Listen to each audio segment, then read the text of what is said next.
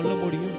இதுவரை என்னை நடத்தின தேவனை நோக்கி, இதுவரை அவர் என்னை நடத்தி இருக்கிறார், இதுவரை என்னை கொண்டு வந்து சேர்த்திருக்கிறார், இதுவரை என்னை பலப்படுத்தி இருக்கிறார், இதுவரை என்னை தாங்கி இருக்கிறார்.